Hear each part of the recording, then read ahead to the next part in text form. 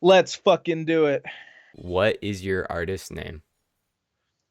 My artist name is Ty Ler, Ty space Ler. Probably rolling through the Donalds, getting help from a bitch. They probably mad I changed my tone cause I went sad boy to king. I can't explain how it works, my brain is shoveling dick. If I pull it out my mind, it said it happened to dick. And I got it randomly. It's my first name with a space in the middle. How old are you? Currently, I am 22 years of age, but last year I was 21. Nice, nice. It's usually how it goes. Um, so where are you from? Not like super close, but like a rough area.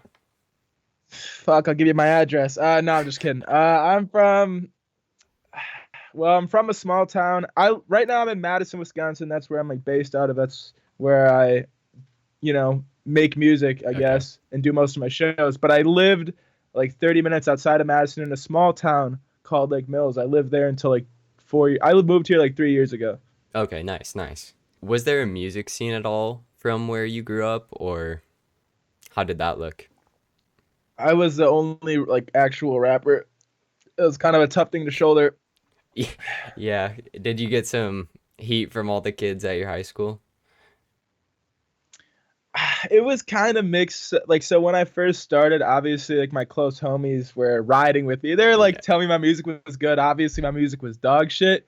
But outside of that, people didn't really say shit to me because I mean, like I was on the basketball team and shit. Like I Okay, was nice. not not like I guess like a really popular kid per se, but like I don't know. Nobody was really gonna say shit to me, so I'm sure people made fun of me. Like I know people like made fun of it behind closed doors, but once I started, making better songs, people's tone definitely was more. It changed, and I do have a lot of support from my hometown. Okay, that's nice. That's good. How long have you been doing music for? Oh shit. I'm gonna say 5 years, but like where I know what I'm doing and taking it seriously, probably like three. Okay, okay. What did you like? Did you just start making songs on SoundCloud with like YouTube beats? Yeah, I actually started. I was just what I would do is get high with my friends and I would freestyle like Okay. really shittily. But then one of my friends, when I kept freestyling, he's like, "You should record it," and I was like, "How?" Like I was like, I because like I grew up in a small town. We had no concept. Like I knew what SoundCloud was, but I never imagined that somebody like me could even. I'm horrible with computers, so I had no concept of how. I was like, how would I even do that? And then there Okay. was somebody who engineered my first like song, and then once I put it on SoundCloud, and once I dropped that first like shitty song, I was addicted to it instantly. Okay, nice. That's really cool. Who are your favorite artists and who do you also think you like gained inspiration from? Oh, I did not pre-think of this question, but I feel like I've never been asked this. And like, so Oliver Francis, I don't know if you've ever heard of Oliver Okay. Francis, but he is by far my number one artist. Like, I'm not wearing his. I thought I was wearing his merch right now, but I'm not. But I don't say I draw a lot of inspiration musically from him, but he is my favorite artist. He's a lot more like melodic than I Okay. am. I'm a lot more punchy, but my tone and like a lot of my rap style comes from what I grew up like when I first got into underground music, which was Xavier Wolf, Bones. Chris Travis was actually the first one I got into Oh, from that's that cool. that Okay. group. So Crunch Time, like once that was the first song that put me onto that whole era, and then I went into Bones, and then so I would say it's Albert Francis, Team Sesh, How Waterboys, even though they're split up, and then the other one is Blake and Mateo's son from San Antonio area, include well Lil Tuzi too, like that Okay. down south, that really punchy, like the I mean fuck, like I don't know if you've ever heard it, like any of that like style of music, but that Quinn FNN, Lil Tuzi, that real punchy Oh, okay. fucking Lil talk your shit. Tuzi. Yeah, okay, okay. That's cool. I definitely I I would them and oh fuck and the Shoreline Mafia because I have a bunch of West Coast songs. So I would say like it's like the down south and the West Coast where I just listened to it so much where I started picking up, some slang and tonnage and using that vessel as my Yeah, way that's of really doing it. cool, man. Yeah, shout out Jeezy whenever he sees this. Never. What do you think your favorite like project or song you've made is? Favorite project will be the project I just dropped like 2 weeks ago, which is Air Volume 2. Okay, cool. Nice. Fuck. Wait. It's on this side. Can you see it? Wait, is Yeah, this I side? can see it. Yeah, that's good. So that's for Air Volume 1 right there. Are you gonna get And then another Air one? Volume. I'm gonna add to it for Okay, Air Volume 2, cool. but the project I just dropped, it's five songs because 5 letters in Air. And then I made the first album after I got out of a long relationship. I got back together with that same person, and then we just ended our relationship again. Okay. So I was like, Air Volume 2, baby, let's go. And then, but that's my most cohesive project like to date, where it really I really enjoyed like front to back. It like is cohesive, and my favorite song is probably Fool of I, and that's just because I love the way it was like a really self-deprecating song. So it's like, girl, when you was my ex would have pissed in my grave, I told you I love you and piss on my face. And when I perform that Yeah. bar, everybody's always like, oh, like what the fuck are you saying, Yeah. bro? No, yeah, that's a really fun song for me. I mean, that's definitely my favorite, I'd say overall. Okay, nice. The one that I like the most from you, and I think I hit you up on Instagram about it a long time ago. It's a song called I Don't Believe. It's just a single. And That's honestly that's probably number 2 for me. oh, serious? Yeah, that's my favorite song. I love performing that song. The last time I performed that song, I was at a little dive bar, like just doing a show with my friends or whatever. Yeah. And I took some lady's earring. Well, I asked somebody for something sharp, and she's like, "Well, I have an earring. It's some dirty, musty, rusty earring." And when I was about to perform that song, everybody in the venue's quiet, like nobody's paying attention. Everybody's kind of just normal local rap show. Everybody's bored and quiet. So I took that thing, and it was like making a popping noise. I was just stabbing it through my thumb repeatedly, and then I put an upside down cross in my forehead. And then I just start, then everybody obviously is like looking at me like, what the fuck is this guy Paying doing? attention now. Got their attention, and then I did the song, I Don't Believe in Jesus, nor need. I fucking went right into that shit. That's sick. Do you have like any future collaborations in the works or like anyone you really want to collaborate with? As of right now, one collab, I don't know if you know him, Bernard Jabs. He has the song Molly with Ian Dior. Okay. I I have just heard that song. That's cool. So yeah, Bernard Jabs is on that song. He's from the Atlanta area. I just locked in with him, so doing a song with him. Doing more. I don't know if you know Ice ATM. I haven't heard of them. Ice ATM. He's a rapper from the same city as me. You Okay. definitely got to look into him. He's Okay, I will. I'll fucking put him amazing. up on the screen too. But I'm gonna be doing a lot more collabs with him because he's like my partner in crime. He's definitely my best friend, like in the Okay, music shit. that's sick. What are you doing for work right now? Yeah, so right now I'm doing full-time finished carpentry. I actually work for my dad's business, which is good and bad. But family business, I do a little fucking hard labor, 9 to 5. I come home, make some rap music. I have some extracurricular activities. We make money how we make money. We get down how we get down.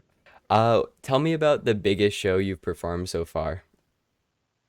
Also a good story, man, because so I have two, I guess, stories that I guess go with that. The biggest one I did, like the first big one I did was 500 to 600 people, and it was a Halloween show in Milwaukee, downtown Milwaukee. Okay, cool. At the Miramar, which obviously you don't know the venue, but for anybody that watches this and knows that, it was at the Miramar.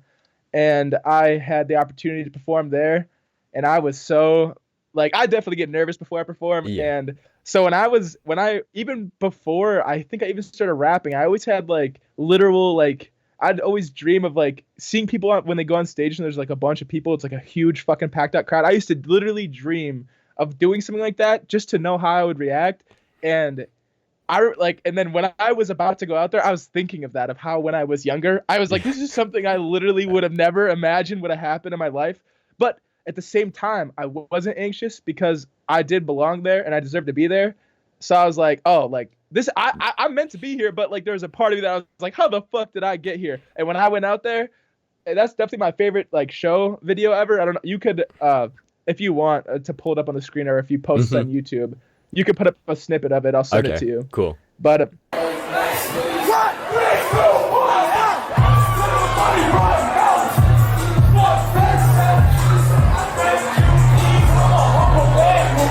I was doing the song Will Ted Like It, and I got a really good crowd response right away, and it was fucking amazing. But then the other really good, like same kind of thing, I did the same like 400 or 500 people, but in Madison, and I saw Jack Harlow at the same venue that I'm telling you the story. Yeah. I saw Jack Harlow with my sister there, and he had like 300 people there. It was like, I went there with my sister, and I remember watching him perform. It was right when I was like in my first year rapping. Is when I like 4 years ago we saw him perform there, and I told my sister when we were in there, I was like, I'm gonna be on that stage. And obviously at that point, I had no idea how I'm gonna get there.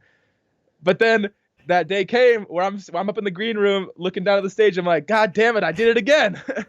Yeah, that's just crazy that you were there watching someone and then 4 years later you're the one performing.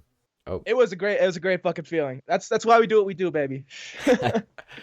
Okay, let me ask you this then. How did your first show ever go? Surprisingly, a lot better than it should have. Because I almost fucking left. I doubted my whole life before I performed. I was like, I swear to God, I was trying to convince myself I didn't even like rap music before I went fucking. It was so crazy. I remember I went to the bathroom, like whole 8 Mile scene. I'm in the bathroom, mom spaghetti. I'm sitting there about to puke and shit. And there's like hella kids from my high school that pulled up. So I was like, I can't not do it. That's what the pressure was, because I was like, I gotta actually do this now. Like there's pressure. And it was my first show ever was in Madison, and I didn't even live here at this point. So all the local Madison rappers are there, all that, like, and I'm nervous around them. Like I have to like, set the tone for what I'm gonna like, who I am, because they're like, who's this random kid that's not even from here? Okay. And I went out there, and I think I just did my best, even though it probably looked awkward, but I really like belted my lyrics and was really in people's faces, and obviously it was like a bunch of my high school people there, so like they really showed out. Yeah. So after the show, everybody was like, "Damn, bro, who the fuck are you?" Like all the other Madison rappers, and it was like it honestly turned out like really wholesome, like good feeling. Yeah, it's good that your confidence just showed and like worked out in the end. It's so far I've never really like had a show go really bad, even though every time I think that's what's gonna happen. Okay. I'm sure, hey, that will happen though. I know there'll be a show that like rips me back down to earth.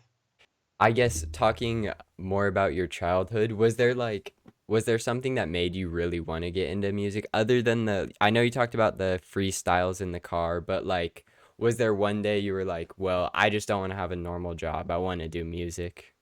That's definitely part of it. It maybe wasn't the first thought in my mind. What really, I guess, led me to wanting to rap was, I mean, obviously everybody likes listening to music, but I remember, I don't want to like give like the whole fucking monologue of it, but I remember just like starting to feel as I got older, and then I started to feel, I guess, I always just kind of felt like everybody else's like parents or like some other people, like my school. I went to like a really not preppy, but like a lot of nicer groomed folks school, and like I wasn't really, I don't know, I just didn't really feel like I felt like fit in with that. And when I started listening to like rap music, like, or just, I don't know, it's hard to explain, but I felt like just like a grungier person for some reason.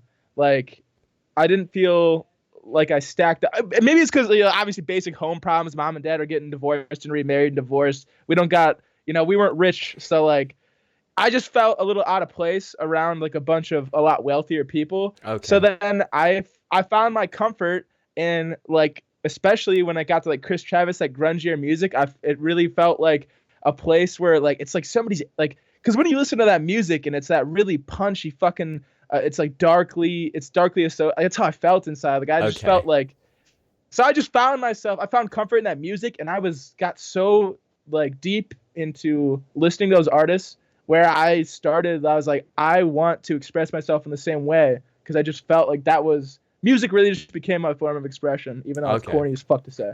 But no, that's a good answer, even if it's the normal answer. But and I love attention. Like I love to talk, so I was like, let's take these two fucking things and put them together. Are some of your more like absurd lyrics just absurd to be absurd? Like shit, I wish it was a joke, my boy.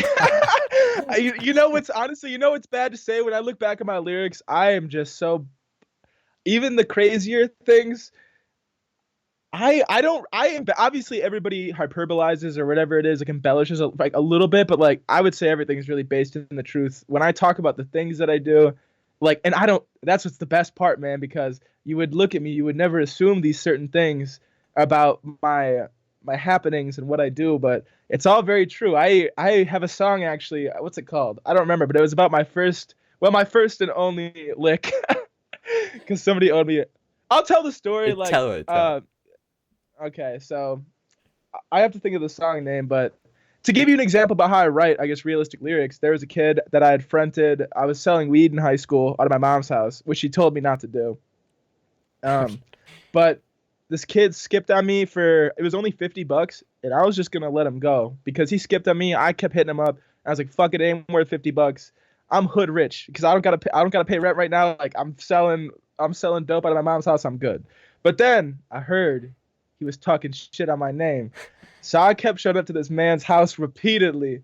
And then one time, even his grandma answered and is like, "What's going on?" I was like, I need to talk to your son." And then she said, "Grandson." I eventually went back there, long story short, and I knocked on the door, but I hit her on the side because I knew he was ducking me and scared to fucking answer the door. But he fucking cracked the door. I put my foot in. I walked right in. I was like, "I'm gonna need that money right now, my boy." And then he handed me $15 out of his wallet, and he's sitting there shaking. And I was like, I was like, "I need the rest of it. Where's your room?" He took me up to his room. So this man is literally letting me, like, he's walking me around his house. And then I go up into his room and I tried taking his lamp. And he lives in an old farmhouse. It was his only source of light in his room. So I was gonna take his lamp, and he's like, "Please, no, don't take my lamp." And then I was like, "What the fuck? What the fuck is?" I felt bad for him at that point because his house is decrepit as shit. He got only a lamp in his room, and then he had two things: a lamp and a speaker. So I took his speaker. I was like, "I'll give it back when you got the money." I was lying because I took that shit home and stomped it out, and he never paid me. So all I did was beat the shit out of his speaker. That's a true story. I wrote a song about. And do you have any other like stories like that you've written songs about? Maybe not like that exactly, but I'm taking. Oh yeah, 1,500 in tickets. It's another true story based song. Rough story. Me and my friends were driving. One of my friends stuck his head out the window screaming because he was drunk. Sheriff pulled out, and I already had 2 underages. So if I got a third one, I would have lost my license because they would have been so close together. okay. So I was like, fuck. I was like, once you park this car, I'm getting out. And then they're like, "What?" I was like, "I'm dipping." And then they stopped. I got out. And since I got out, all of my friends got out of the car, even the driver. Like, everybody got out. So then we were fucking running. They pulled the spotlights out, and they ended up getting the dogs. And we split up in 2 groups. So they had the dogs chasing. Thankfully, not me, because I got asthma like a bitch. So the dogs definitely would have got my ass. But it was like a whole fucking thing, and I ended up getting home because I called one of my friends. And we were in cornfields, dude. We're in the middle of nowhere, but I know where I'm at. I'm a country boy. Yeah. I was like, fucking meet me in the corner of cornfield and Buckshaw, and I was like, get there. Boom, picked up, go home. I wake up my mom. I'm like, "Mom, cops are looking for me. You know what to do." I go to the studio with my friend. We're sitting there celebrating because we got away. We're playing a song called "Hiding in the Bushes," which is a song about escaping the police. Bang, bang, bang. Cops knock on the door, and I was like, "Oh shit!" They tracked me to my house or whatever.